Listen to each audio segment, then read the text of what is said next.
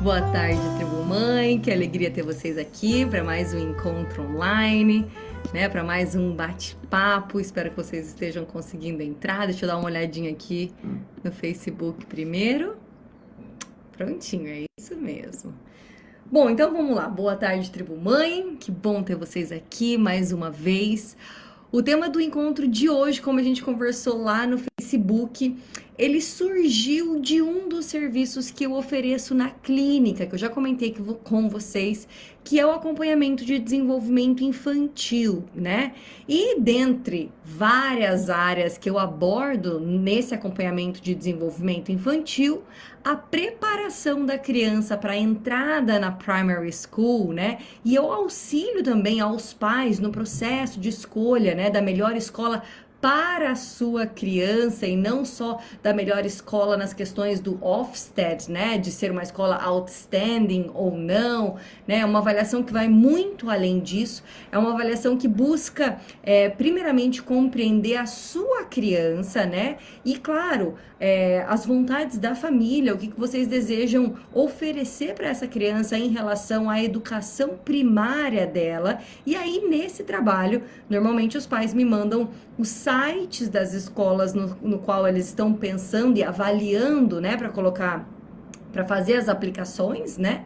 E aí eu faço avaliação dessas escolas através dos sites, porque lá a gente encontra todo o processo curricular daquela escola, né? Tem muitas coisas que eu consigo avaliar através do site, através também do Instagram. Tem muitas primary schools que tem Instagram agora, então através das fotos, dos vídeos, né, que eles postam lá, eu consigo fazer essa avaliação de cada escola e depois eu sento com os pais para passar para eles o que eu entendi de cada uma dessas escolas, o que eu percebi, qual que é a linhagem de cada uma delas, as características principais, o foco daquela escola, o que eles oferecem. Então aquela escola oferece educação emocional, educação financeira, educação alimentar, né? Aquela escola tem aula de religião, aquela escola tem uma vertente religiosa, né? São várias características que eu observo e que eu vou anotando sobre cada uma das escolas que, né, aquela família me manda, e aí a gente vai fazendo esse costurar entre o que a escola oferece, o que os pais desejam e o que a gente acredita ser melhor para aquela criança. Então, com base em todas essas informações, a gente vai fazendo esse processo seletivo das melhores escolas para que aquela família possa aplicar para escolas que realmente vão oferecer aquilo que eles desejam que aquela criança tenha dentro do seu desenvolvimento infantil. Então, é um trabalho que eu ofereço que é muito personalizado, né? Porque uma melhor escola para você pode ter certas características e para outra família ter características diferentes, né? E o que a sua criança precisa também tem características diferentes, são coisas diferentes, né? Então, com base em tudo isso, esse é o trabalho de acompanhamento de desenvolvimento infantil nessa área do desenvolvimento, que é a hora que a criança está fazendo essa transição de nursery para primary school. Esse trabalho a gente começa um ano antes da criança ir para primary school, porque é quando você precisa aplicar, né? Começar o processo de estudar as escolas para daí aplicar para essas escolas, fazer as visitações primeiro. Inclusive, dentro desse trabalho, eu guio os pais no que observar quando for visitar essas escolas, quais perguntas fazer, né, para a professora, para a diretora daquela escola quando você for para essa visita, para esse primeiro encontro com a escola. Então é um trabalho que começa um ano antes, que inclusive agora no final de maio e começo agora, de junho e o começo agora de julho, foi o que eu mais trabalhei, o que mais aparece nessa época do ano são esses trabalhos de avaliação escolar, né? E esse processo de escolha das melhores escolas, etc e tal, tá? Então, com base em tudo isso, né, em receber essas famílias todas essas semanas, né, dentro dos atendimentos, eu comecei a perceber uma carência grande de informação. Claro, porque nós não estudamos aqui, nós não conhecemos o sistema de educação aqui, que é realmente bem diferente do que a gente está acostumado no Brasil, né? Mas não somente em relação ao sistema de ensino, mas eu percebi uma carência principalmente na preparação infantil, né? e o quanto essa mudança, né, a entrada na vida acadêmica da criança é uma mudança significativa na vida dela, né? E quanto muitas vezes a gente não percebe o quão grande é esse passo para a criança, o quanto muitas vezes para ela, se ela não for preparada para aquilo, é assustador esse processo. Então, no encontro de hoje, eu vou abordar todo esse processo de mudança infantil e nós vamos falar sobre a preparação que deve começar de preferência 1 ano antes da criança começar a primary school, tá? E no encontro da semana que vem, nosso encontro ele vai ser bem técnico, tá? Para falar realmente dos anos letivos, como que funciona o sistema de ensino aqui no Reino Unido, etc e tal. Então hoje a gente vai falar mais da questão emocional, psicológica dessa criança, a preparação que deve ser feita gradual para que, né, seja um passo grande, mas que ele venha de forma natural, que a criança tenha todo um preparo para ser capaz de dar aquele passo grande da melhor maneira possível. Então, todas as questões de explicar para vocês quais são os anos letivos, com que ano cada um desses anos letivos começam, etc e tal, todo esse sistema de educação a gente vai abordar na semana que vem, tá? A pedido de vocês, como a gente conversou lá no nosso WhatsApp. Então, vamos começar com um embasamento básico a respeito do sistema de educação aqui no Reino Unido, só para que a gente esteja na mesma página enquanto eu for trazendo as informações. É claro que eu quero que vocês tenham muito fresco aqui em mente que cada criança é única. Eu vou falar de uma maneira generalizada aqui para passar a informação para vocês, né? Mas é importante que sempre a gente pegue essa informação e molde ela quando possível, né? Para dentro da nossa casa, para dentro da nossa rotina, para dentro da necessidade da minha criança, das características da minha criança, tudo bem? Então, primeiro eu vou começar com esse geralzão aqui, desse embasamento básico para a gente entender um pouco da educação no Reino Unido. Então, o sistema educacional britânico, ele tem a reputação de ter um dos mais altos padrões de educação do mundo. É importante que a gente vá entendendo, né, e desconstruindo o que a gente tem como educação básica no Brasil e o que a gente tem de educação básica aqui no Reino Unido. Então, nós estamos falando dos mais altos padrões de educação do mundo. Isso quer dizer que a educação aqui é perfeita? Não. Isso quer dizer que a educação aqui é como deveria ser no mundo ideal? Não é. Mas nós estamos mais próximos aqui do que nós estaríamos no Brasil, tá bom?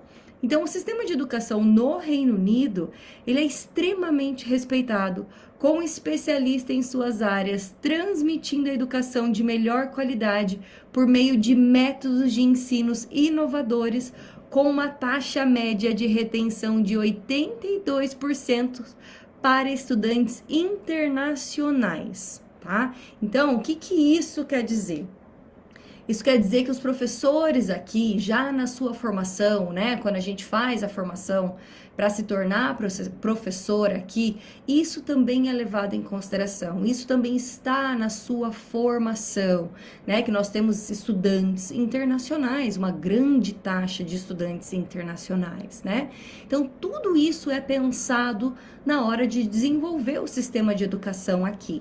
Então, o que a sua criança vai encontrar, tanto na nursery quanto na primary school e para o resto da vida acadêmica dela por aqui, é essa inclusão cultural. Isso vai estar presente na maioria das escolas, tá? Pincelada está em todas as escolas. Quando eu vou fazer a avaliação, isso é um dos pontos que eu avalio, né? Do quanto que essa escola dá ênfase nessa diversidade cultural, o quanto de atividades dentro dessa escola traz, né, diferentes culturas, ou está mais focado na cultura britânica. Então, e tudo isso é colocado na balança quando eu faço esse trabalho de acompanhamento de desenvolvimento infantil, e daí, claro, de acordo com o desejo dos pais, isso pesa mais na balança ou menos na balança. Mas todas as professoras e professores aqui recebem, né, na sua formação acadêmica, embasamento de como lidar, por exemplo, com crianças que não têm, naquele momento, o inglês como primeira língua, né? Como muitas das nossas crianças vão para nursery ou para a escola, né? Para o primary school, falando muito mais o português do que o inglês. Então, tudo isso é levado em consideração dentro da formação acadêmica do professor que vai para essa primary school, secondary school e assim por diante, tá? Então, o sistema britânico, ele tem 4 níveis, tá, de ensino. Então, tem o ensino primário, que é o primary school, tem o secundário, que é o secondary school, tem o complementar, que eles chamam de further, e tem o superior, que é o higher education, tá? Então, são 4 níveis de ensino. Os níveis primários e secundários são obrigatórios, né? E eles estão divididos em diferentes fases com base nas diferentes faixas etárias. Então, dentro do primary school e do secondary school, a gente tem outras divisões, tá? Não se preocupem em anotar isso. Eu tenho uma imagem aqui ilustrativa, eu vou mandar para vocês no grupo de WhatsApp, posso também postar aqui no Facebook para ficar salvo, né? Mais fácil de vocês encontrarem também, tá?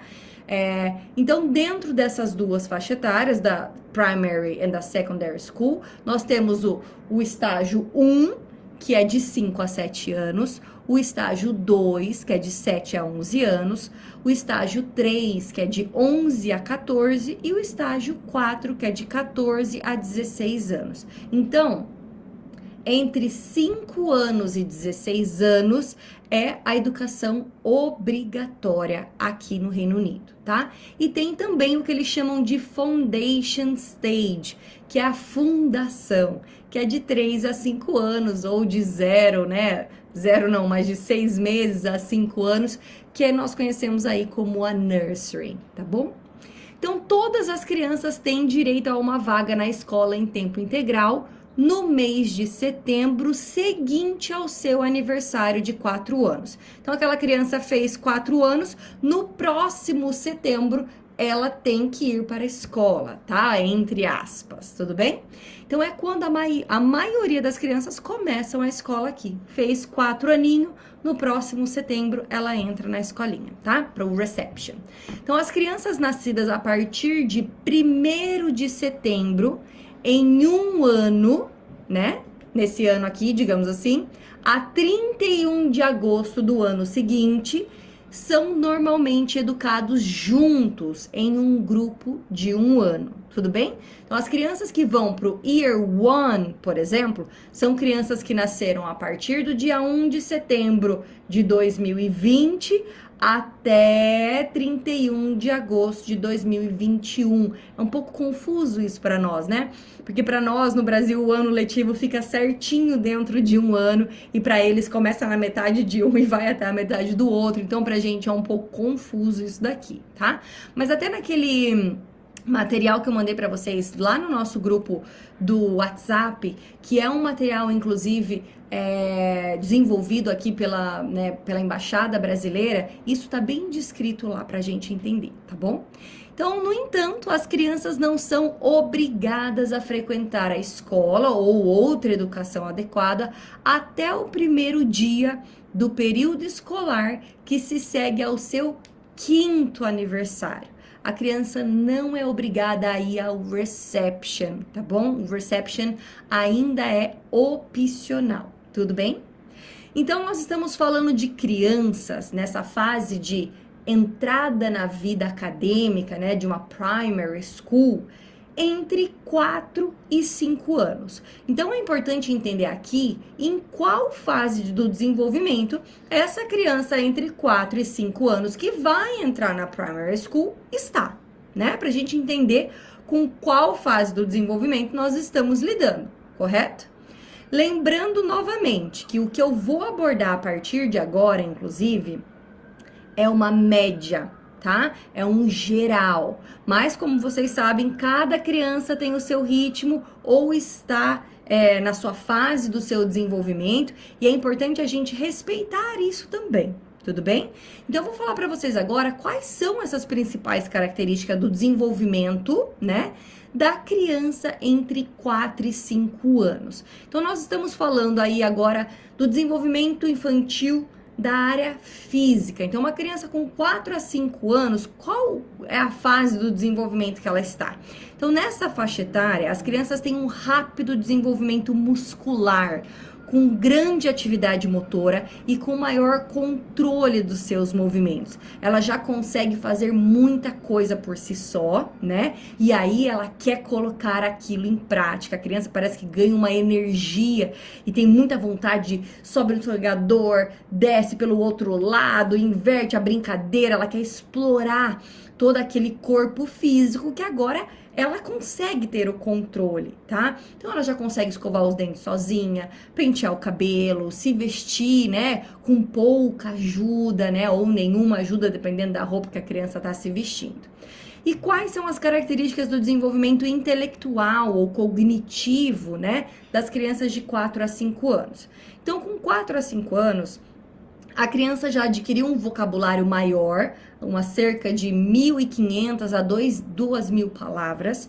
Ela já manifesta grande interesse pela linguagem, né? Falando incessantemente, inclusive, sem parar, né? Ela compreende ordens, né? Com frases na negativa, inclusive. Então, quem tem criança aí sabe, quando fala algo no negativo, a criança faz de qualquer maneira. Nessa fase, entre 4 e 5 anos, ela já entende, compreende essas ordens no negativo, tá? Então, não sobe aí, não pega naquilo, né? Esse tipo de comando. Ela articula bem as consoantes e vogais e constrói frases bem estruturadas.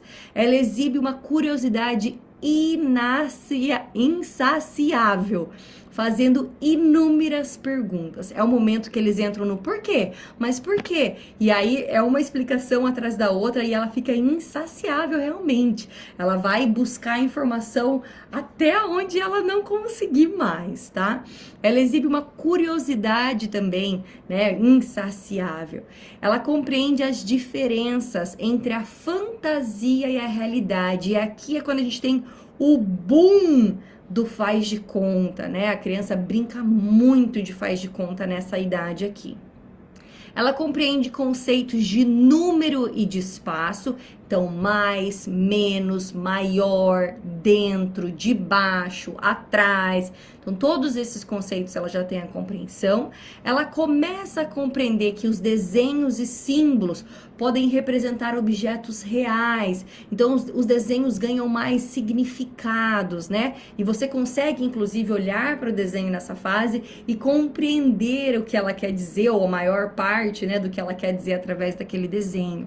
Ela começa a reconhecer padrões entre os objetos, então objetos redondos, objetos macios, animais, ela consegue ir separando, né, essas questões.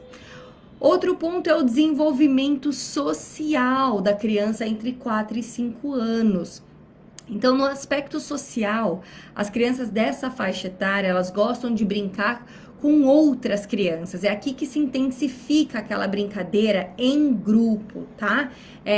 E ela, inclusive, pode ser seletiva nessa fase, seletiva com seus colegas, tá? Então, algumas crianças têm alguma seleção por melhores amigos, outras crianças fazem seleção de só meninas ou só meninos, enfim, faz parte do desenvolvimento da criança ter essa seleção, né? Ela vem de um lugar onde ela não consegue brincar com ninguém, né? Ela nem consegue brincar. Aí ela passa a descobrir os objetos, depois ela passa a brincar com aqueles objetos, depois ela consegue interagir com um adulto naquela brincadeira, depois ela brinca, entre aspas, ela não brinca com outra criança, mas ela brinca mais consigo mesma, com outras crianças ao seu redor. E aí aqui realmente a brincadeira começa a ser interativa entre as crianças. Então eu tenho um papel, a outra criança tem um outro papel. Então, eu vou ser a mamãe, você vai ser a titia, você vai ser a vovó.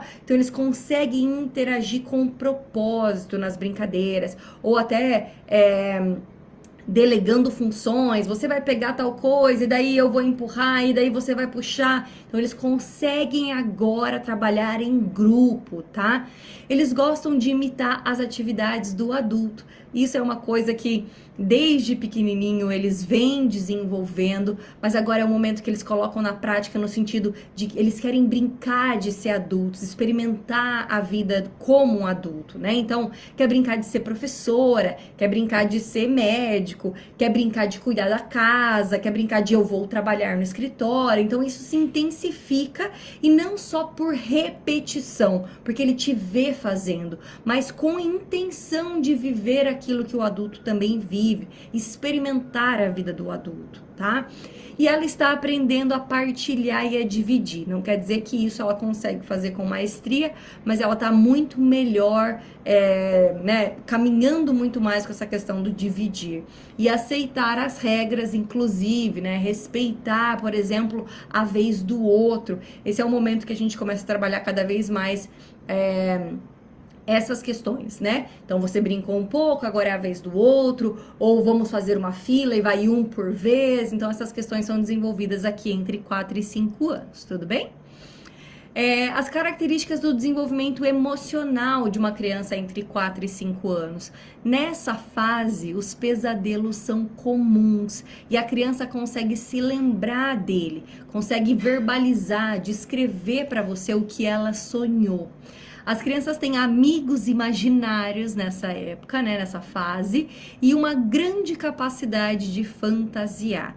Ela procura frequentemente testar o poder e os limites dos outros, né, entendendo inclusive o que significa empatia nesse momento, entender que todo mundo tem os seus boundaries, né? Todo mundo tem os seus limites.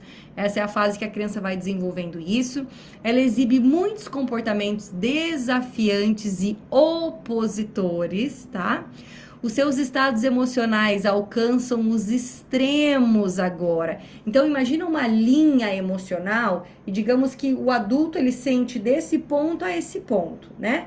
O bebezinho começa lá, ó, no pequenininho aqui, sentindo algumas emoções. E isso vai cada vez mais se expandindo, tá? Conforme essa criança vai se desenvolvendo. Por isso que nos 2 anos... as pessoas colocaram esse nome que eu detesto, que é o Terrible Two, ou a adolescência da infância, né? Porque essa linhazinha que eu tô colocando aqui dos sentimentos, das emoções, ela se estica um pouco mais ali na fase dos 2 anos. Então, aquele bebê que tinha apenas algumas emoções, agora tem um leque maior de emoções. Na adolescência isso também vai se expandir mais, e aí a gente chega na vida adulta, né, com essa linha toda esticada. Mas aqui entre os 4 e 5 anos é quando a criança recebe grande acesso às suas emoções e inclusive ela começa a compreender de fato as emoções, o que é estar frustrado. Então ela consegue nominar, ela consegue te explicar o que aconteceu e por que aquilo deixou ela se sentindo assim ou assado. Então essa é uma fase que a criança consegue colocar a mão na massa dos seus sentimentos, tá? É desafiante, né? E depois é um comportamento até engraçado, porque a criança ela passa muito rápido, às vezes, de um extremo ao outro, ela vai dentro dessas emoções. Então, por exemplo, a criança tá super desafiadora ali contigo, te pedindo, mas por quê? Mas eu quero, por que que eu não posso? Não, não, não. E de repente... ela fica super tranquila, super simpática, super amorosa. Então ela vai de uma criança, mas eu quero, meu amigo vai, por que que eu não posso, lá, lá, lá. E, né, você vai conversando, vai explicando e de repente aquilo desaparece, ela volta, tá toda tranquila, simpática, amorosa de novo. E de repente ela vai para um outro extremo novamente. Então esse acesso às emoções também faz com que ela oscile bastante para os 2 extremos, tá? E ela tem uma confiança crescente em si própria e no mundo. É uma fase que a criança acredita muito em si, né? Ela ainda, claro que se ela vem se desenvolvendo dentro de um ambiente saudável, né? Ela acredita muito em si. Então é um momento, inclusive, que a criança testa coisas que nós adultos ficamos pensando, meu Deus, como que você pulou dali, né? Da onde você tirou que você conseguia pular desse lugar e ir para o outro lugar? Claro que ia machucar, mas ela tem essa crença em si de que tudo é possível. Lembra que eu falei que também ela tá na fase do pico da capacidade de fantasiar. Então é um momento que a gente, inclusive, precisa tomar muito cuidado. Porque quando a criança, ela mergulha na fantasia da brincadeira dela, ela não enxerga os limites, né? E ela não tem a noção do que pode machucar, o que não pode machucar. Então acaba que nessa fase a gente tem alguns acidentes, principalmente vividos dentro do fantasiar com a criança, tá? E agora eu vou falar um pouquinho sobre as características do desenvolvimento moral da criança dos 4 aos 5 anos. Então, nessa idade, a criança já tem maior consciência do que é certo e do que é errado, tá? Preocupando-se geralmente em fazer o que está certo, em agradar o outro. Então, todos aqueles limites, tudo aquilo que você veio ensinando até agora, dizendo para ela o que é certo, o que é errado, aqui nesse momento ela tem isso já bem definido, né? Do que eu posso, do que eu não posso fazer, do que é aceitável, o que não é aceitável para minha família, né? Tanto é que a criança absorve muito melhor as regras escolares, porque ela já tem isso já bem estabelecido. É claro que se a criança desenvolveu até agora no ambiente onde não existia boundaries, né? Ela não conhecia os seus limites, as regras, o que é saudável, o que não é, o que é perigoso, o que é seguro. É claro que essa criança vai ter isso menos desenvolvido, né? Mas se você foi trabalhando com a sua criança para que ela observe o ambiente no qual ela está, o que aqui pode machucar, o que eu posso brincar aqui, o que eu posso fazer, etc e tal, essa criança nesse momento de 4 e 5 anos, ela tem a capacidade moral, né, de ter essa consciência do que é certo e errado, tá? Ela pode, inclusive, culpar os outros pelos seus erros, mostrando dificuldade em assumir a culpa, né, pelos seus comportamentos. E ela pode, sim, eventualmente mentir a partir dessa idade, tá? Isso não é um alerta, tá? Isso faz parte do desenvolvimento infantil, do desenvolvimento do ser humano. Eu posso criar uma outra realidade, eu posso dar uma outra resposta, a criança vai experimentar esse mecanismo. Isso não quer dizer que a gente, então, deixa ela mentir, isso não quer dizer que a gente deixa ela se ausentar de assumir a responsabilidade, tá? Não é assim que funciona. Faz parte do desenvolvimento infantil, né, passar por isso de dificuldade de assumir a culpa e mentir às vezes, mas faz parte do nosso trabalho como pais, professores, educar a criança e dizer, olha, tá tudo bem se aconteceu tal coisa, que você sabe que não era dentro da regra, mas você pode confiar no papai, na mamãe, você pode me contar. Nesse momento, a gente cria, e isso é tão importante, presta atenção no que eu vou dizer. Esse é o momento em que você vai construir a confiança com o seu filho, com a sua filha, em relação ao contar para você as coisas positivas e as negativas que ela fizeram. Todos nós já fomos criança e já fomos adolescentes, né? A gente, se parar para pensar aí, vai relembrar em alguns momentos em que nós mentimos para os nossos pais, nós contamos meias verdades para conseguir obter alguma coisa, ir a algum lugar. E a gente, se parar para pensar e analisar, inclusive façam isso em terapia, se vocês estão em terapia, de entender o porquê.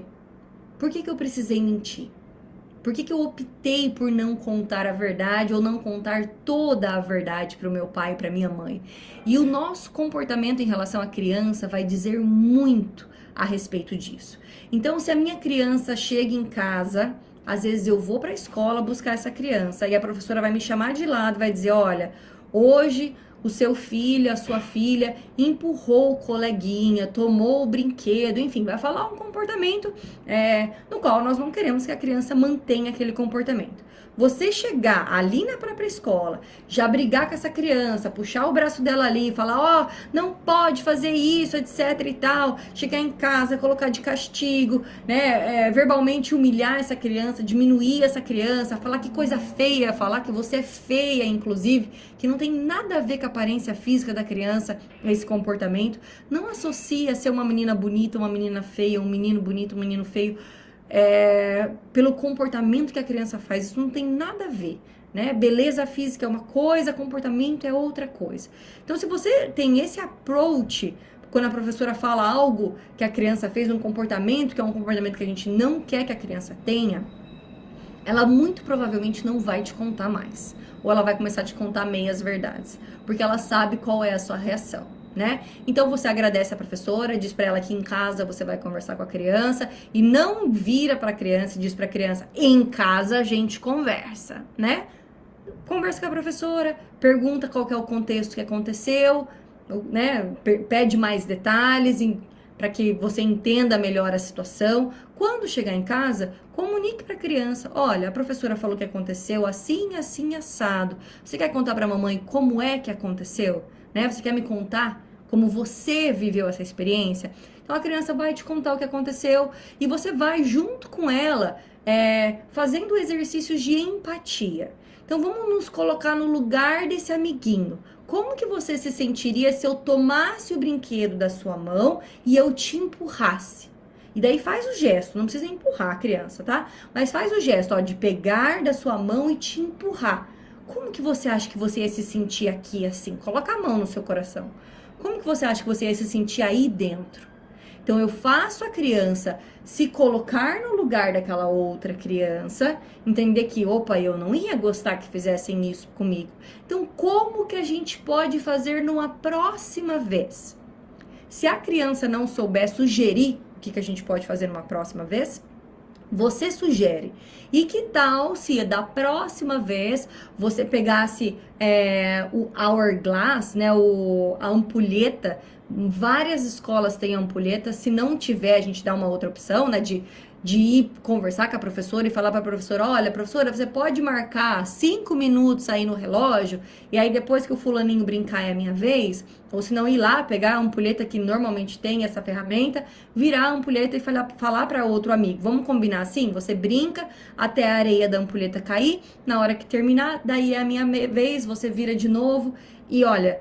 eu trabalhei em nursery, né? Vocês sabem que eu trabalhei quase 6 anos em pré-escola aqui em nursery. E eu trabalhava com os preschoolers, que é o último ano da nursery. Então, eu fazia essa preparação para as crianças entrarem realmente na primary school. E nós tínhamos vários hourglasses, né? Que é a ampulheta.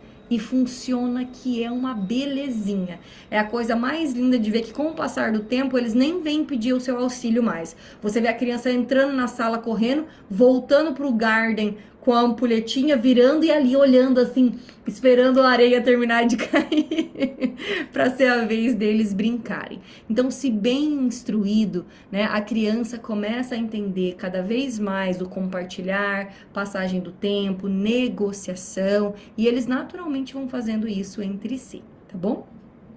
Então, nós estamos falando de uma fase do desenvolvimento infantil no qual o cérebro da criança está sendo sedento por novas informações. Tanto é que ela vai te perguntar o porquê de tudo. Você vai perceber o quanto a criança quer entender. Então ela pega um brinquedo, ela quer entender como aquele brinquedo funciona, por que aquele imã gruda, como que a rodinha gira. A criança, né, tá numa fase de explorer, né? Ele quer descobrir um mundo, ele tem uma fome de descobrir esse mundo, tá? E é uma fase no qual o cérebro da criança precisa dessas informações, tá? Então, se a criança não está sendo bem alimentada cognitivamente, né, os seus estímulos de maneira geral, essa criança, inclusive, vai demonstrar isso no comportamento, né? De começar a ficar irritada, de ficar entediada, né? Então, a gente vai vendo através do comportamento da criança que, tipo... essa criança está precisando ir para a escola, né? Está precisando de um lugar onde ela seja alimentada com conhecimentos variados, né? E até uma maneira, inclusive, que a gente avalia se aquela escola está suprindo as expectativas daquela criança, tá? É uma coisa que, claro, tem que ser observada e analisada mais profundamente, mas uma das características de que aquela criança aprende com muita facilidade, está sedenta por novo conhecimento e a escola não está dando conta, porque sim, existem níveis, tá? Tem escolas que é mais puxado, tem escola que é menos puxado, e a gente vai sentindo através da criança, inclusive, quando aquela escola não supre ela em específico, né? E é um momento de procurar uma outra escola para fazer essa mudança, para que a sua criança não vá olhando para a escola como um lugar chato, tipo, a professora passa um conteúdo, eu rapidamente absorvo aquilo, já entendi, quero o próximo, mas eu ainda preciso ficar mais um mês vendo aquilo, porque toda a minha classe precisa desse tempo maior. Então a gente acaba fazendo essa mudança de escola para que essa criança não acabe associando que escola é um lugar chato, de, né, ficar vendo coisas repetitivas. Então vai depender muito do desenvolvimento de cada criança e também o que essa escola oferece, o quanto ela oferece, né, qual que é o ritmo de educação daquela escola, tá? E é lindo observar o quanto eles são capazes de absorver e vocês vão ver isso semanalmente, inclusive. A criança que entra no primeiro ano, né, da escola primária, a criança que termina esse primeiro ano da escola primária, são crianças bem diferentes. É lindo de ver o quanto eles crescem, o quanto eles aprendem, o quanto de conhecimento de mundo eles têm, tá? Mas a entrada para esse ano, né, como diz aquela frase, muitas vezes é quando o filho chora e a mãe não vê. Literalmente, tá? A começar pela diferença no ratio. Quem tem criança na escola já ouviu falar de ratio. Eu vou explicar para vocês o que é. Ratio é o que eles chamam aqui de proporção de crianças para um professor, tá? Então, dentro da... Isso é uma regra aqui. Isso é uma lei, né, da educação aqui, a quantidade de criança para um professor. Então, na nursery, esse número é muito baixo. Esse número é desenvolvido, eles chegam nesse número por diferentes características, tá? Mas uma delas, para vocês terem uma ideia, é pelo health and safety, né, pela segurança. E, por exemplo, se por acaso, Deus o livre, uma escola pega fogo, quantas crianças um professor consegue salvar? Tá? Então, por exemplo, numa sala de bebê, quantos bebês você consegue carregar no colo para fora de uma sala, uma escola, pegando fogo? Então, é claro que não é só isso, tá? A gente é analisado toda a necessidade de cada idade, inclusive, etc e tal, mas a segurança é uma coisa que é muito, é um peso muito grande para essa escolha. Então, ali na sala dos bebês, vai ser, dependendo da idade, né, dos menorzinhos, um professor para cada 2 bebês. Depois vai aumentando, 3 crianças para um professor, 4 crianças para um professor, e assim vai aumentando, tá? No último ano da nursery, que é os preschoolers, né, o último ano da nursery, o ratio é de 1 professor para 4 crianças. Tudo bem? Em algumas nurseries de 1 para 5, dependendo da faixa etária das crianças daquela sala, da última salinha da nursery, tá? Quando ela entra no year 1, tá? Esse número pode chegar de 1 professor para cada 20 ou 30 crianças. A professora vai ter uma teacher assistant, né, uma assistente dentro de sala de aula, mas olha como muda a proporção.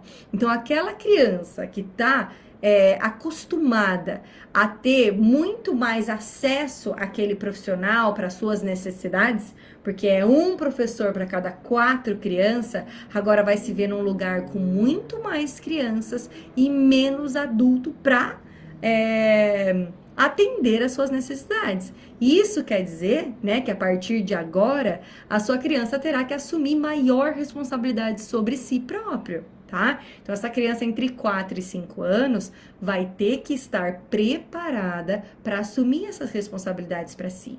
Porque ela pode contar com essa professora? Claro, mas são muito mais crianças e detalhes, fica muito mais difícil para essa professora prestar atenção, porque ela tem muito mais crianças sobre a sua responsabilidade. Por isso que eu digo que a preparação deve começar 1 ano antes dela começar a escola primária, para que ela faça uma transição suave, para que não seja um choque, né? Para que ela não sinta tanto isso como um impacto, para que ela chegue ali naquele ambiente que é bem diferente agora, mas ela tenha as habilidades bem desenvolvidas para lidar com aquele ambiente. Tudo bem? E muitos pais acham que o processo de transição acontece só ali nas primeiras semanas, onde a criança mostra, né, uma certa resistência para entrar para a sala de aula e te deixar no portão. Mas a adaptação, ela vai muito além disso, tá? A maior parte da adaptação da criança para a própria criança acontece onde você não vê. Tudo bem? Então, ainda que ela consiga te dar um beijo, te dar tchau e entrar na escola, e você pensa, já tá super adaptada. Para a própria criança, a adaptação que acontece onde os pais não estão, né? Que é dentro da salinha de aula, dar conta de si, das suas próprias necessidades, colocar sapato, coloca o casaco, agora põe a roupa de PI, agora a gente vai pra fora, vamos estar lá no pátio, agora a gente vai pra onde vai almoçar, escolher o lugar onde eu vou sentar aqui na hora do meu almoço, pegar a minha comida, toda essa adaptação que você não vê para a criança é o maior desafio para ela, né? Então, muitas vezes a gente acha que, não, tá super bem já, nossa, me dá um beijo e entra e ela tá super bem. E realmente, ali naquele momento de despedida, talvez ela já tenha ticado essa box. Mas lá dentro tem muita adaptação para que ela vá desenvolvendo sozinha, né? E eu não estou falando isso para amedrontar ninguém, mas para enfatizar a importância da preparação. Porque muito daquilo que você não vê, que é o que acontece lá dentro, onde a criança, né, passa pela maior parte da sua adaptação para essa vida acadêmica, ela pode ser preparada por você em casa com várias atividades e brincadeiras que eu vou abordar dentro desse encontro aqui. Tudo bem? Então, eu preciso fazer um adendo aqui antes de começar a abordar os pontos de preparação. Porque eu não consigo, né, em um encontro aí de 40 minutos, 1 hora, abordar todas as possibilidades, todas as brincadeiras que eu tenho aqui no meu repertório, né, todas as atividades possíveis que dá para desenvolver com uma criança, nem descrever a preparação específica para cada uma das crianças de vocês aqui nesse encontro, né? Porque esse é um trabalho personalizado, como eu disse para vocês. Então, eu preciso entender, né? Eu preciso conhecer várias variantes do contexto onde essa criança está inserida, né? O que ela tem de instrumento aí dentro de casa, quais são as possibilidades dentro da sua rotina para a gente trabalhar com aquela criança, quais são as resistências da sua criança. Marília, toda vez que eu levo ela para um parquinho, no escorregador ela não sobe nem a pau, morre de medo. Enfim, eu preciso entender de onde vem esse medo, porque ele pode vir de milhares, centenas de lugares diferentes para essa criança. Então, eu não consigo fazer isso aqui nesse encontro, tá? Dentro do acompanhamento de desenvolvimento infantil, eu investigo toda a rotina da criança, eu percebo onde estão os pontos a serem trabalhados e eu vou passando as atividades conforme o desenvolvimento específico daquela criança. Então, ali eu consigo ser respeitosa com as necessidades daquela criança. Tem vezes que eu crio brincadeiras ou atividades que eu nunca criei antes, mas pelas características que eu vou estudando daquela criança, me vem uma brincadeira ou eu adapto uma brincadeira para funcionar como um instrumento mesmo, não é só brincar por brincar, mas uma brincadeira que funciona como instrumento para amadurecer a criança naquele ponto onde talvez seja um ponto fraco dela, ou onde ela às vezes não teve um espaço, né, na sua rotina para desenvolver aquela questão específica. Então a gente vai desenvolvendo questões nessa maneira. Aqui eu vou falar de forma generalizada, então lembrem-se que os especialistas nas suas crianças, né, são vocês, tá? Não deixem que a informação seja uma camisa de força, faça dela uma massinha de modelar e adapte a sua realidade e a necessidade do seu filho. Se você não conseguir fazer isso, né, já conversei, acho que já falei várias vezes aqui pra vocês que, Marília, posso marcar uma consulta de acompanhamento de desenvolvimento infantil só para tirar algumas dúvidas, pedir alguns conselhos, alguns direcionamentos? Sim. O acompanhamento de desenvolvimento infantil não precisa ser algo que você faz toda semana, como é uma terapia pessoal, né? Você pode ir fazendo nas fases do desenvolvimento em que você está sentindo um pouco mais de insegurança, não tem certeza se é isso mesmo, se tem alguma coisa a mais que você poderia fazer, marca essa consulta e eu te ajudo com essa questão específica para a sua criança. O que eu não quero é que nenhuma criança seja desrespeitada ou forçada a qualquer tipo de atividade. Tudo bem? Estamos alinhados com isso? Então vamos lá. Quais são alguns dos pontos a serem trabalhados nesse 1 ano antes de ir para a primary school? São só esses pontos que eu vou falar agora? Não, não são, tá? Mas a gente já passou 47 minutos só para vocês terem uma ideia. Por isso que às vezes eu preciso fazer isso especificamente para aquela família. Mas vamos lá, que tem vários pontos aqui, inclusive. O primeiro ponto que eu coloquei é a independência dos pais.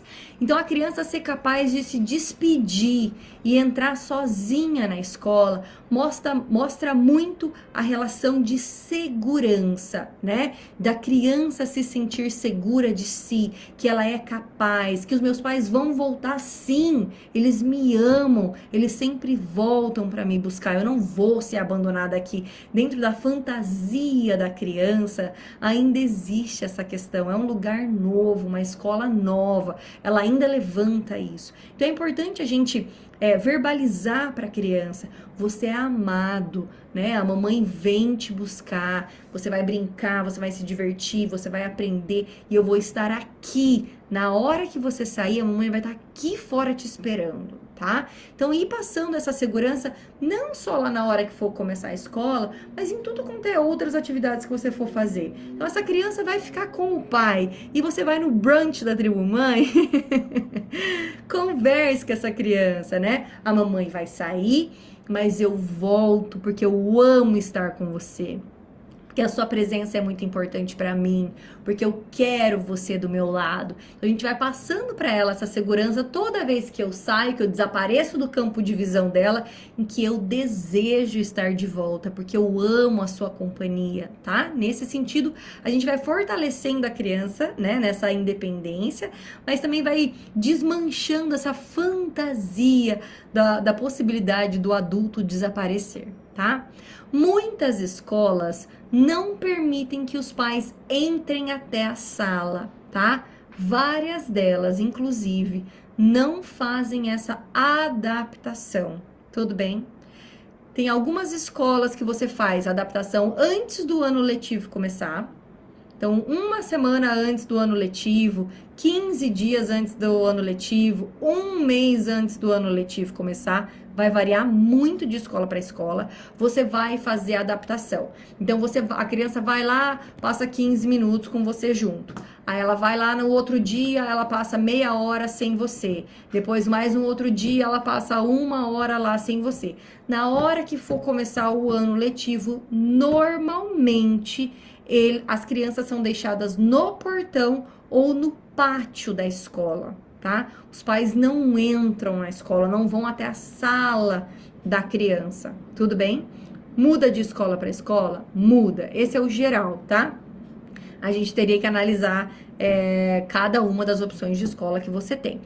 Para que isso não seja uma mudança do dia para a noite, é importante ir aos poucos, fortalecendo a confiança da criança, deixando ela tomar mais as rédeas da situação, principalmente se ela demonstra que quer tentar algo sozinha, né? Deixar, se ela te fala, mãe, deixa que eu faço, deixa que eu vou, né? Deixar que ela realmente faça aquilo, claro que sob a sua supervisão, né? Mas deixar que ela se afaste um pouco de ti e tome essa iniciativa de tomar cuidado, de prestar atenção, de fazer escolhas, etc e tal. Então, ainda que você saiba que ela não é 100% capaz de fazer aquilo, claro que dentro do seguro, né? Nós não estamos falando de deixar a criança solta ali na plataforma do metrô, né? Dentro daquilo que é seguro, se você consegue identificar, por exemplo, a criança quer pegar uma jarra e ela quer botar a água no copo. É lá no garden da sua casa, né? É lá no jardim da sua casa. Você sabe que a água vai cair tudo do copo, da jarra, que ela não vai dar conta, que tá muito pesado, mas, né? A jarra é de plástico, o copo é de plástico, ali é grama, pode deixar molhar. Deixe ela experimentar fazer as coisas por si só, tá? E se tornando cada vez mais segura de que eu posso tentar. Tá tudo bem se eu não der conta, tá tudo bem se eu errar, né? Mas eu posso tentar, tudo bem? Então, se por exemplo, outras maneiras da gente estimular essa separação da criança. Se nós vamos num parquinho, né? E ele não está extremamente lotado, né? Que se ela está extremamente lotada é uma outra situação. Mas a gente vai no parquinho, tem algumas pessoas, você consegue ter visão ali do parquinho, ver, né, todas as áreas ali do parquinho. Você abre o portão e você permite que a sua criança vá na frente, explorando, né, indo por conta e não presa aqui na barra da sua saia, né, na sua perna ou escondida atrás de você, né, estimulando ela, pode ir, a mamãe só vai estacionar o carrinho aqui e eu já vou, né? Lembrando que as instruções de segurança devem ser trabalhadas com a criança antes desse processo, de abrir o portão e falar, vai brincar, né, se divirta e tudo mais, porque ela tem que ter noção de segurança. Essa atividade, inclusive a gente podia fazer um encontro, né, sobre brincadeiras que estimulam segurança para a criança aprender a ter noção do que é seguro, do que eu dou conta, do que eu não dou. Vou colocar isso na nossa listinha. Mas se você nunca fez, esse é o primeiro passo, tá?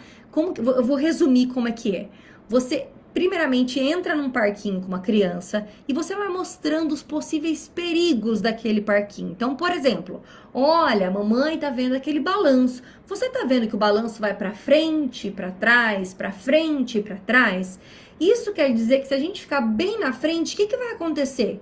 O balanço vai bater na gente. E se a gente ficar bem atrás, o balanço vai bater atrás também. Eu posso levar uma boneca, eu posso ilustrar com a boneca, pego o balanço, solto o balanço, né? Deixo levemente o balanço bater na boneca para a criança ver que, olha, bate. E daí dói, machuca. Eu vou com a criança para o outro brinquedo. Olha, esse aqui é um escorregador, né? O escorregador eu tenho que subir segurando aqui, ó. Essas barras do lado é para segurar. E eu vou com um pé de cada vez. E quando eu tô lá em cima do escorregador, eu tenho que tomar cuidado porque para trás eu posso cair. Então eu tenho que segurar e ir sentando assim ou assado, passar a instrução para a criança. Lembra que eu falei que ela fantasia?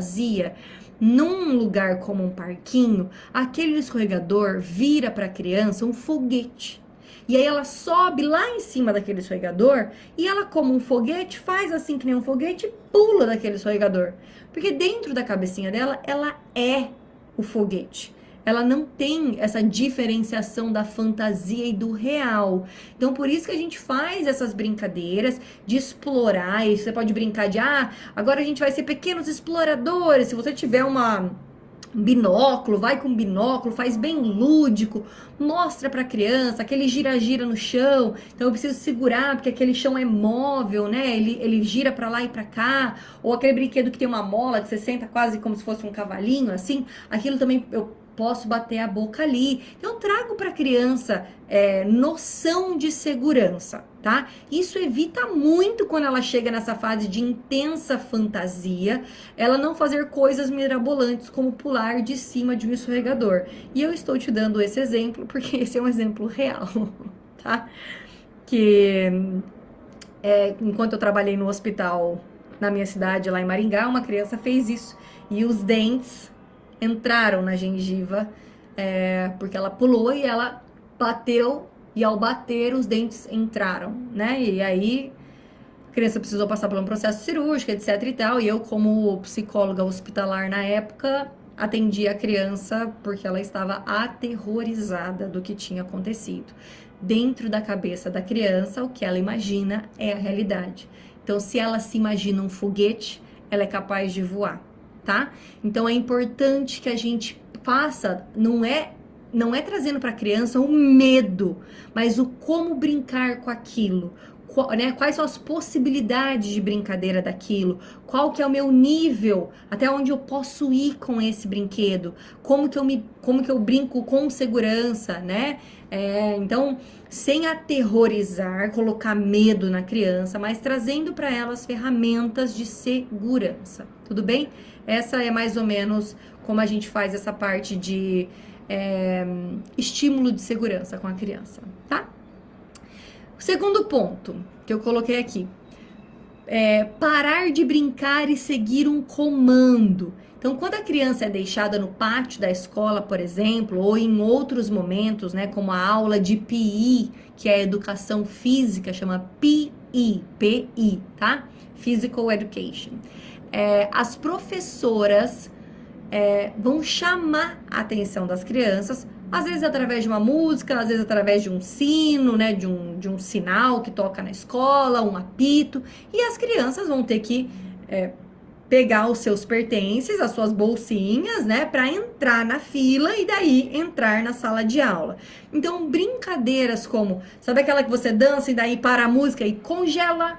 A gente vai dando a habilidade, primeiramente, física e mental da criança de conseguir parar o corpinho, né, conseguir controlar os movimentos, né?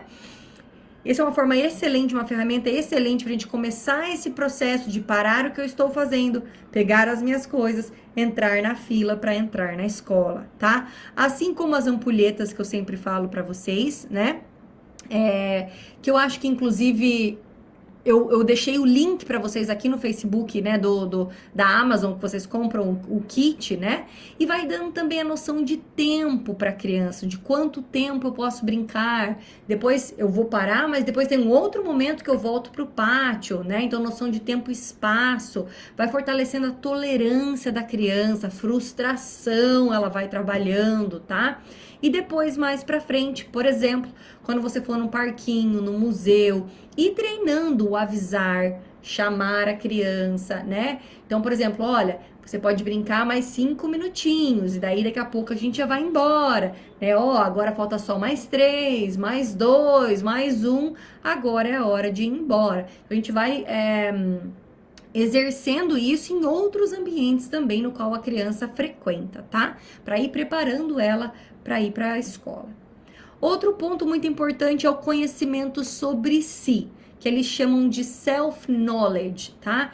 Então, a criança saber identificar as suas necessidades básicas, como sede, vontade de fazer xixi, de fazer cocô, fome, né? E saber verbalizar essas necessidades básicas. Então, a gente começa esse trabalho com eles bem novinhos, né? Então, antes de eu oferecer uma refeição, antes de oferecer uma água, um snack, a gente ajuda a criança a entender como que o corpo dela sinaliza a fome ou a sede, por exemplo. Então, nós pedimos para a criança, coloca a mão na sua barriguinha, né? Sente a sua barriguinha, presta atenção. Quando você fala coloca a mão, a criança traz a atenção para aquilo, tá? Então, sente como que tá a sua barriguinha. Ela tá com fome? Então, presta atenção na sua boca. Você percebe que ela tá com sede, né? E quando ela diz que está com sede, por exemplo, eu estimulo ela a fazer o pedido, né? Então, como que você diz quando você percebe que a boquinha tá com sede? Como que você diz? O que que você fala? Eu quero água, né? Ou water, please, né? Então, esse é o quarto ponto, inclusive, que é a barreira da língua. Eu identifiquei que eu tava com sede. Então, se a sua criança não vai pra nursery e ela vai entrar direto no reception, tá? Sem passar por nursery ou no year one, é importante fazer esse preparo em ambas as línguas, tá? Para facilitar a adaptação da criança. Então, como ela pede água, como ela pede comida, como ela pede para ir ao banheiro, isso é importante fazer em ambas as línguas e daí sempre falando uma frase depois da outra. Eu quero água, water please, né? Para que a criança entenda que o mesmo pedido está em ambas as línguas, né? E você pode dizer, em português, aqui em casa, a gente fala, eu quero água, por favor. Lá na escola, você vai falar, water, please, né? E assim por diante. E essa mesclagem de línguas, ela deve acontecer somente na preparação e na adaptação da criança na escola, tá? Depois a gente volta a falar somente português em casa. Mas para essa preparação na escola, porque a criança não chegue num ambiente no qual não tem nada ali que ela entende, inclusive as suas necessidades básicas, às vezes ela tá com uma sede ou com uma vontade de ir no banheiro, ela não consegue verbalizar, ela acaba fazendo xixi na calça, e aí ela fica com vergonha do que aconteceu, às vezes faz um tempão que aquela criança não tem mais acidentes de fazer xixi, então ela fica constrangida constrangida porque ela não conseguiu verbalizar, a ponto dela, né, acabar fazendo na calça, etc e tal. Então isso é importante que a criança aprenda em ambas as línguas. Se a sua criança vai para nursery, avalie essa habilidade dela, né? E se você achar necessário que vale um reforço, né? Faça em ambas as línguas. Se você quiser, inclusive, fazer uma brincadeira, brincar de escolinha, né? E fazer essa brincadeira em inglês para ver se a sua criança sabe verbalizar aquilo em inglês, faça essa avaliação. Se você sentir que tem alguma coisa que ainda falta, é importante ela saber, faça em ambas as línguas, não há problema algum. E depois, quando ela estiver bem adaptada na escola, você volta a falar somente português dentro de casa, tá bom? O quinto ponto é, ainda no conhecimento sobre si, é importante que a criança saiba verbalizar que ela não está se sentindo bem fisicamente, tá? Então, brincar de médico em casa, brincar com a boneca, fazendo a boneca perceber que a minha barriguinha tá diferente. A minha barriguinha tá fazendo um barulho diferente, ou a minha barriguinha tá mexendo de um jeito diferente, tá desconfortável, a minha garganta tá me incomodando, o meu ouvidinho tá doendo. O que eu preciso fazer? Eu preciso falar pra professora, falar, né, porque eles vão chamar a professora pelo sobrenome, né, a partir do year one, né, é Miss ou Mrs. alguma coisa, né? Mas eu preciso falar para a professora, então preciso verbalizar para um adulto que eu não estou me sentindo bem, né? E novamente, isso feita em ambas as línguas, se a sua criança vai entrar direto na escola ou se você sente que ela não tem esse repertório vocal, verbal ainda, tá? Então, são maneiras de ir preparando a criança, assim como descrever os sintomas quando ela tá doente. Então, se a criança tá doente aí na sua casa e ela vomitou, você explica pra ela, olha, você vomitou, né? Porque a sua barriguinha não tava legal. Você tava sentindo a sua barriga diferente? Era uma dor que você tinha aqui? Isso é vômito, né? Quando a gente vomita, a gente precisa contar pro adulto que você vomitou. Porque existem momentos, né? Já aconteceu, inclusive, na escola que eu trabalhava, de a gente encontrar vômito e não encontrar quem foi. A criança vomitar e limpar assim, ó, levanta e vai brincar, tá? Não verbaliza pro adulto. E aí senta as crianças e vai pro questionamento para tentar descobrir quem é que foi a criança que vomitou, tá?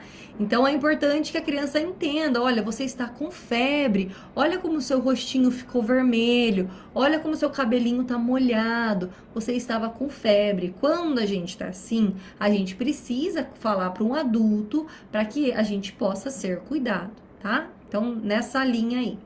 O sexto ponto é conversar sobre o que é escola.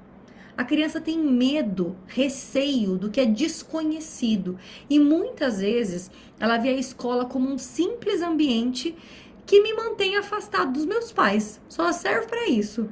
Dentro da cabecinha da criança, me deixam lá e eu fico lá e eu fico longe dos meus pais e eu fico ali esperando o momento dos meus pais voltarem me buscar. Ainda mais quando a criança tem um irmão mais novo, que fique em casa, né? Esse processo normalmente é ainda mais difícil, porque ele vê o mais novo voltando com os pais e ele ficando ali.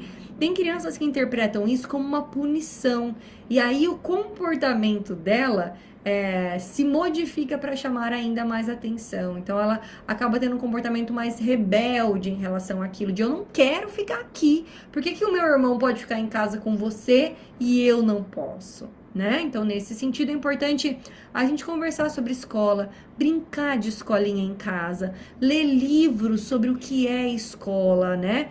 Passar em frente a escolas, principalmente na hora que as crianças estão no pátio da escola, para mostrar para o seu filho, olha, daqui a um tempo vai ser você que vai vir, olha só o que eles estão fazendo, olha, eles estão andando de bicicleta, olha, eles estão brincando disso ou daquilo. Inclusive participar daquelas feiras que as escolas realizam, principalmente das escolas que você está pensando em colocar a sua criança, né? Vira e mexe, tem aquelas feiras que os próprios pais, inclusive, trabalham vendendo um bolo, cupcake, para juntar dinheiro para algum propósito da escola. Então, levar a criança na escola nesses momentos, né, para que ela conheça já o ambiente, ela já passa ali na frente várias vezes, ela já vê o funcionamento, mostrar para as crianças na rua, Olha, aquela criança está vestindo, aquela roupinha é uniforme. Uniformes são para as crianças que vão para a escola. Que legal! Olha, a cor dessa escola é verde, dessa é roxo, dessa é vermelho, assim por diante. Você vai familiarizando a criança com aquilo, tá? E você pode, inclusive, mostrar para ela fotos suas na época de escola. Você pode dividir com a criança as coisas que você mais gostava, suas memórias de escola. Na cabecinha da criança, os pais nunca foram para a escola. Então é legal trazer isso para eles. Ah, a mamãe também ia para a escola. Na escola que o papai ia era assim, era assado. O que a mamãe mais gostava na época de escola é quando eu fazia isso, eu fazia aquilo, né? Então de trazer para a criança que todo mundo passa pela escola. Eu também passei. Tudo bem? O 7º ponto é a avaliação do meu estado emocional como pais. Então esse ponto é muito importante para que os nossos sentimentos e até possíveis traumas não interfiram na adaptação da criança na escola. Então reveja a sua experiência escolar, tá? Quais são as lembranças mais marcantes que você tem da escola? Acolha e entre em um processo de cura, né? Com as cicatrizes que ficaram nesse momento e usem isso como uma ferramenta para escolher uma melhor escola para o seu filho. Então, se você tem uma cicatriz, porque a escola que eu ia era muito rígida, né? Era uma escola assim ou assado e isso não me fez bem. Coloque isso no seu critério. Se você avalia, acolhe, avalia o seu sentimento e percebe que realmente isso não é uma coisa legal, não é uma coisa que eu gostaria que meu filho vivesse, então coloca isso no seu crivo ali na hora de escolher a escola que você vai escolher. Mas esteja com esses sentimentos, né, com essa experiência ressignificada, para que na hora que você estiver ali na porta da escola e às vezes a sua criança está muito bem obrigada, né? Ela quer experimentar aquela escola, mas os nossos sentimentos de insegurança, coisas que ficaram da nossa época escolar, acabam minando a experiência daquela criança que está começando ali, naquele momento, né? E existem tantos abusos dentro da escola, e eu não tô falando só do abuso sexual, que infelizmente existe, né? Mas eu tô falando do abuso de autoridade, né? Abuso verbal dentro da escola, né? Ser reprimido por um professor, ser rotulado, bullying, tem tanta coisa que pode ter feito com que a sua experiência escolar não tenha sido positiva. E às vezes você chegar ali na porta de uma escola e soltar a mão do seu filho para que ele vá para aquela escola, pode dar tanto gatilho em você, que às vezes na hora de soltar a sua mão, dá até uma apertada a mais ali na mão da criança e passa para a criança essa insegurança, de que eu não estou preparada que você vá para esse lugar onde eu não consigo te proteger, né? Então é importante isso, que a gente tenha as nossas questões bem trabalhadas para que ela não influencie a experiência que a nossa criança vai ter, tá? Que é uma experiência nova, uma experiência dela, num contexto diferente, é uma criança que vai ser bem preparada para aquilo, né? Que vai saber te verbalizar caso alguma coisa aconteça, tudo bem? O 8º ponto é o apego emocional saudável. Sim, é um momento difícil emocionalmente para toda a família, não é só para a criança, né? Para os pais, inclusive, e fortemente para a mãe, é a materialização, né? É a constatação que você não tem mais um bebê em casa, né? Ou melhor, que você não tem mais um toddler em casa, porque um bebê você já não tinha, né? Então você não tem mais um toddler em casa. É uma fase que se encerra. E quando você leva essa criança para a escola, parece que aquilo está estampado ali. Acabou. Aquela fase daquele bebê, daquele toddler, terminou. E toda fase que se encerra envolve um luto. Diferente do luto de quando alguém morre, mas é um luto. Aquele bebê, aquele toddler cresceu. É uma criança começando uma vida escolar, uma vida acadêmica. Isso mexe com a gente, tem um peso sim, tá? Então ver o seu filho crescendo é lindo, é emocionante, é maravilhoso ver a criança se desenvolver. Mas se despedir de fases que não voltam mais, também é difícil. E esse processo deve ser respeitado, principalmente se você sente frustração quanto a alguns momentos que ficaram para trás. Então, às vezes, naquele primeiro aninho do seu bebê, você gostaria de ter tido uma outra performance como mãe, mas não lhe foi, né, não foi possível naquele momento. Às vezes você nunca trabalhou isso e esse nó tá aí na sua garganta. E daí na hora que você leva essa criança para a escola, que fica, né, escancarado que, nossa, realmente aquele momento não volta mais, ele não é mais um bebê, eu não vou conseguir mudar o que aconteceu, né? Eu não tenho mais aquele bebê para fazer diferente, agora eu tenho uma criança. Muitas vezes dói, sabe? É difícil até para os pais darem esse passo e se despedir desse bebê e agora eu tenho uma criança, né? É claro que tudo pode ser reescrito, né? Ainda que lá naquele momento, como um bebê, você não conseguiu ser como você queria por N X motivos, né? Agora você pode fazer diferente. Agora você tem consciência a respeito disso. Agora você tem outra cabeça. Agora emocionalmente você está num outro lugar. Você pode fazer de novo, né? Pode fazer novo, né? Então, começar esse processo um ano antes da criança entrar na escola te dá tempo de elaborar tudo isso.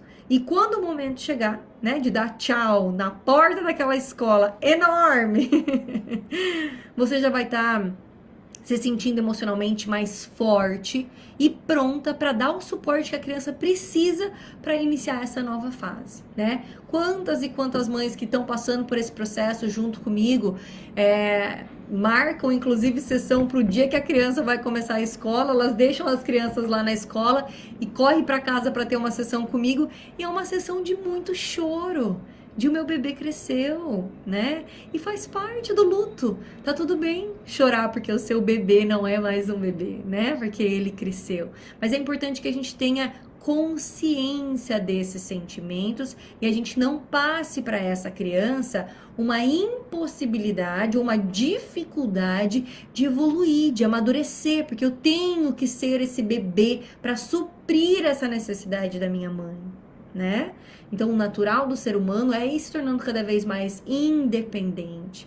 E aí eu quero entrar no 9º ponto, que é o processo de luto do crescer.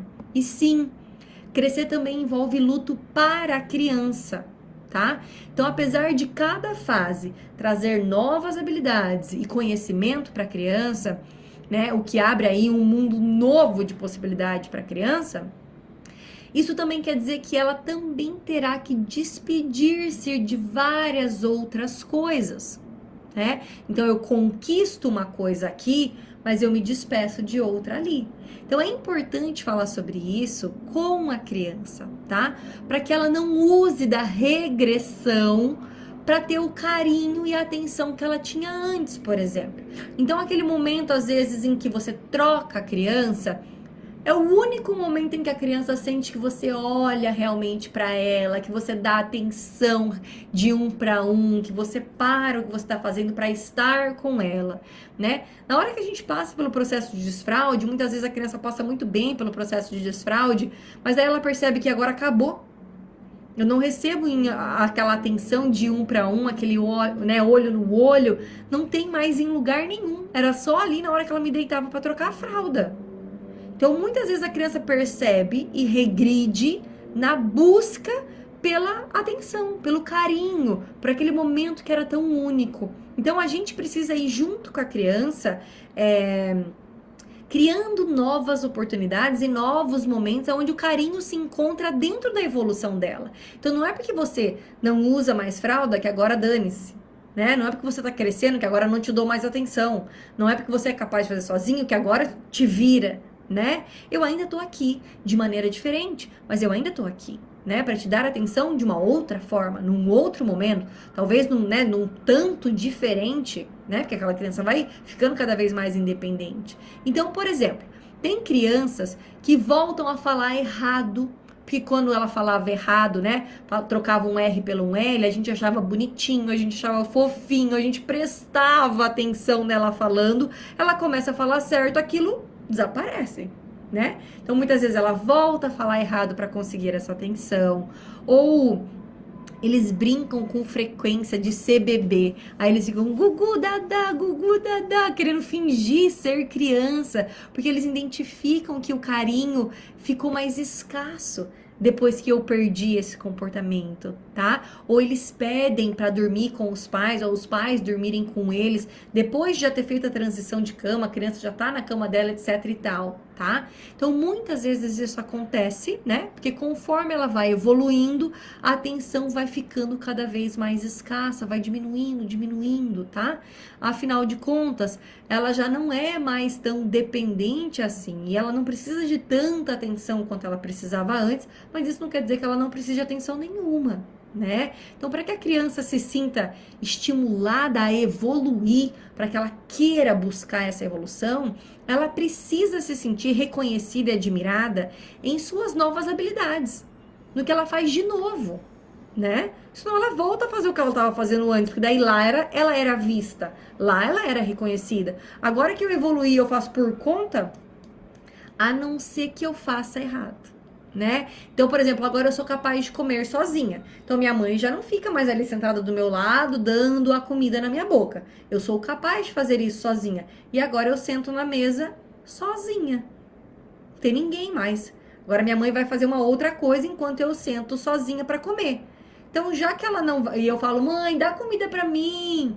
E aí a mãe fala, não, você já consegue. Eu não vou mais dar, não. Você já sabe fazer sozinho. O que a criança faz? Vral na comida, né? Joga no chão, vira o prato no chão, porque aí você vem para dar atenção. Então, a gente vai fazendo isso aos poucos, né? A gente vai buscando colocar, se não é naquele momento que eu consigo te dar atenção, em outros momentos do meu dia, a gente tem isso, né? Eu não fiz uma poda da sua atenção porque você evoluiu, porque você cresceu, porque você amadureceu. A atenção se moldou, ela mudou, mas ela existe, tá? Então, o fato dela passar a brincar sozinha não deve significar, por exemplo, que eu nunca mais vou brincar com os meus pais. Meus pais nunca mais sentaram para brincar comigo, porque eu dou conta de brincar sozinho. Aí você vai dizer, Marília, isso quer dizer que então a minha carga nunca vai aliviar? Não é isso que eu estou dizendo, tá? Mas, por exemplo, ao ver a sua criança brincando sozinha, elogie o que ela montou, elogie o que ela desenhou e elogie não assim, ai que lindo que você fez. Elogie assim, nossa, adorei o vermelho que você usou aqui nesse desenho. Nossa, achei super legal a maneira que você colocou os blocos azuis aqui em cima um do outro. Eu tô mostrando para a criança que eu prestei atenção no que ela fez. Eu estou te vendo. E o ser humano tem necessidade de ser visto, tá? Então, o comportamento dela de brincar sozinha, inclusive, né? Fala, que legal que você tá brincando aí sozinha. A mamãe tá admirada de ver você tão concentrada aí brincando sozinha, né? E convide espontaneamente também. Ai, vamos brincar disso, eu e você? Então, quer dizer, esse cuidado, esse carinho tá presente, ele tá na minha vida, tudo bem? O 10º ponto é independência. Então, é um ponto muito importante para essa nova fase, é saber se suprir, tá? Então, na primary school, os horários de refeição vão exigir mais autonomia das crianças. Então, elas muitas vezes terão que decidir o que comer, o que elas vão pegar na bandeja de alimento delas, né? Elas vão ter que entrar numa fila, vão ter que escolher o que elas querem comer, elas vão ter que levar essa bandeja até a mesa, né? Esse alimento, e depois ela vai ter que, depois de terminar o alimento, devolver essa bandeja. Em algumas escolas, ela tem que desfazer do lixo, então o pratinho vai no lugar, a caixinha vai no outro, o saquinho vai no outro, né? Por isso que é importante, né?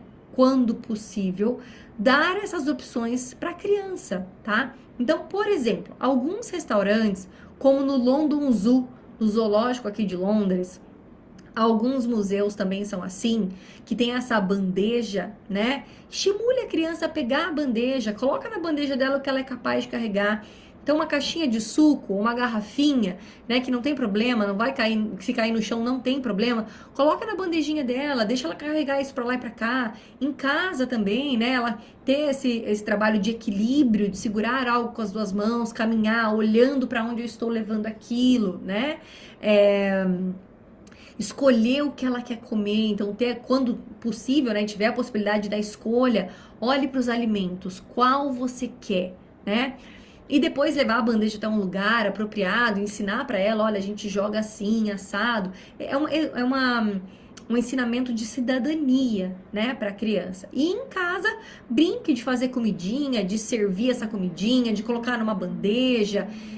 Estimule a criança a colocar a mesa, inclusive nas fotos do álbum Brinquedos para Estimular a Independência Infantil, que eu montei aqui no Facebook para vocês, tem o placemat montessoriano, que tem o desenho do prato, do garfo, da faca, do copinho, da colher, que você pode fazer num pedaço de papel, né? Ou que você pode comprar na Amazon, inclusive. Eu deixei o link para vocês, inclusive, no comentário desse álbum. Para ajudar a criança nesse momento, nesse processo de independência, de colocar, né, as coisas na mesa, de me alimentar, de catar do pote grande e pôr, né, no meu prato. É claro que vai fazer mais bagunça, sim. Então escolha um momento que para você também, talvez no final de semana, que daí o seu parceiro, a sua parceira tá junto, para ter mais apoio depois para limpar, etc e tal. Mas quando possível, deixe que ela tire da travessa e coloque no seu próprio pratinho. Inclusive mostre para ela, olha, você pegou uma colherada de purê de batata, de mashed potato. Vamos sentar e comer para ver se você aguenta comer isso ou se você vai precisar mais. Na hora que ela terminar, você fala, e aí? Ainda tem uma fominha aí na sua barriguinha ou já tá satisfeito? Não, eu quero mais. Então, vai lá, pega uma outra porção. Sobrou? Olha, da próxima vez, então a gente pode pegar uma porção menor, né? Porque você já se satisfaz com uma porção menor. Então, essas coisas são trabalhadas dentro de casa também, tá? 11º ponto, o ponto de independência, o saber se trocar sozinho, tá? Então, colocar e tirar os sapatos, colocar e tirar o casaco, a jaqueta, etc e tal. Então, eles precisarão fazer isso por conta própria. É importante que todas as roupas, né, casaco, sapato, essas coisas, tenham na etiqueta o nomezinho deles, né? E, se possível, aquele que tem um desenho, porque daí a criança sabe identificar também através do desenho qual que é o dele. A criança vai precisar ter uma certa responsabilidade em relação ao seu casaco, ao seu cardigan, enfim. Mas o saber colocar e tirar, né? Eles vão precisar fazer isso por eles, entrando na escola. E essa é uma atividade que você começa com eles bem pequenininhos, inclusive a partir de 1 ano a gente já consegue fazer esse estímulo, né? Então, o importante é dar a oportunidade para a criança exercer a tarefa, não é ela completar a tarefa com 1 ano de idade, mas dar a oportunidade, né? Não sei se vocês já viram, uma coisa muito comum aqui, que eles colocam o casaco no chão, a criança anda até a cabeça aqui, né, onde você coloca a cabeça no seu casaco, coloca a mãozinha por dentro do casaco e vira em cima da cabecinha. Posso tentar achar um vídeo depois. E elas colocam, né, o casaco. Isso eles fazem muito pequenininhos, inclusive, na escola. Então, a gente consegue fazer essa atividade com as crianças na escola. É claro que, por exemplo, o zíper, se a sua criança não consegue, você fecha o zíper, ela puxa. Depois, você, né, conforme ela vai evoluindo, você pode dar um tempo para ela tentar colocar. Você pode fazer, eu seguro um lado e você só tenta encaixar o outro. E assim a gente vai dando a oportunidade para a criança se desenvolver. Assim como eu falei para vocês a respeito dos bonecos, né? Dos bonecos de Lego, de madeira. Deixe o boneco ali, né? Porque a criança veja que está disponível aqueles bonecos. E ela vai introduzir os bonecos na brincadeira conforme o cérebro dela vai evoluindo essa área, tá? Então, o importante é a criança ter a oportunidade. Então, quando você chegar do parque, né, e não tiver algo com muita urgência para fazer, senta no chão do lado da criança, estimula ela a tirar o sapato sozinha, né, ou a meia sozinha, né, sem ficar interferindo com a criança, que vai deixando ela ainda mais ansiosa, porque a gente fica tentando ajudar. Senta ali e observa ela fazendo aquilo por si só. Respira, pratica a sua paciência, a sua tolerância em ver a criança tentando várias vezes a mesma coisa, né? Respeite a frustração da criança, não fique interferindo, ofereça vestimentas que estão no alcance do desenvolvimento da criança, então sapatos, tênis com velcro em vez de cadarço, inclusive para ir para a escola, né? Para que ela possa ela mesma tirar e pôr, aquele cadarço não desamarre, aquilo provoque um acidente, inclusive, tá? Brinquedos como aqueles que vocês ganharam, acho que foi na festa junina, do ano passado, se eu não me engano, que são aqueles mats que tem o zíper, que tem botão de pressão, tem fivelinha, tem vários tipos de abre e põe, né, que a gente encontra nas roupas, são excelentes estímulos, tá? Se a criança ainda não consegue encaixar o zíper, como eu falei, segura, deixa só um lado ela faz, ou só o zíper ela puxa, ou só a touca ela coloca, só a touca ela tira, né? Enfim, dê a oportunidade, tá? 12º ponto é o estilo de educação que eles oferecem aqui. É bem diferente do que nós crescemos no Brasil, tá? O sistema aqui é muito mais child-led, que é guiado pela criança, né? A criança vai liderando muito mais o seu desenvolvimento, tá? O professor vai quase que se encaixando conforme a criança vai se desenvolvendo, né? É levado em consideração as afinidades da criança. Então, se essa criança é louca pelos dinossauros, essa professora vai tentar trabalhar matemática usando esses dinossauros, vai tentar trabalhar escrita usando o dinossauro, fonética usando os dinossauros, enfim, eles vão levar em consideração a afinidade, do que essa criança demonstra interesse, tá? Para usar como um gancho. O sistema não é engessado como ele é no Brasil, ele é muito mais flexível. A criança não fica sentada na carteira o dia inteiro recebendo informação da professora. Ela aprende muito mais através das atividades imersivas, como por exemplo, tem um laguinho lá na escola, eles vão lá mostrar para a criança que tem o girino, aquele girino vai virar um sapinho pequenininho, depois ele vai perder o rabinho, daí depois vai ficar um sapo maior, né, etc e tal, depois ele solta os ovinhos de novo, e a criança assim aprende o ciclo da vida, ou com as borboletas, ou com os ovos de galinha, eles levam ovos de galinha para a criança na sala de aula, e as crianças vão ver aqueles ovinhos chocarem, aquela galinha virar, aquele pintinho virar uma galinha. Então tem muita atividade imersiva, e ainda que a educação seja tradicional, ainda que você não escolha uma escola que é montessoriana ou uma escola Waldorf, ainda assim a educação tradicional aqui tem muita influência dessas vertentes, bem diferente do que é no Brasil, tá? E o 13º ponto, a criança que você está vendo hoje não é a criança que vai entrar na escola, tá? Às vezes, depois de ouvir tudo isso aqui que eu falei, você vai pensar, meu Deus do céu, a minha criança jamais está pronta para entrar na escola. Essa criança que tem 2, 3 anos, não é a criança que vai entrar na escola, tá? Se nós estamos começando esse processo 1 ano antes ou mais, né? Não avalie o preparo da sua criança hoje, com base no que ela vai se tornar com 4, 5 anos. Existe um salto bem grande de maturidade da criança de 3 para 4 anos. Quanto mais a gente prepara, mais a gente dá possibilidade para ela se desenvolver, mais é esse salto que ela faz entre os 3 e os 4 anos, tá? Eu tinha deixado ainda para o encontro de hoje para falar sobre o Summerborn e sobre o Gifted Children, ou Gifted Child, que é as crianças superdotadas, tá? Mas como a gente já tá a 1h30 aqui, eu vou encerrar aqui e eu vou jogar essa parte do Summerborn e Gifted Child para o nosso próximo encontro. Eu só quero finalizar esse encontro aqui dizendo que nesse momento aí de preparo para a criança entrar na reception ou no year 1, né, na primary school, é um bom momento para levar a criança para uma consulta com o oftalmologista, tá?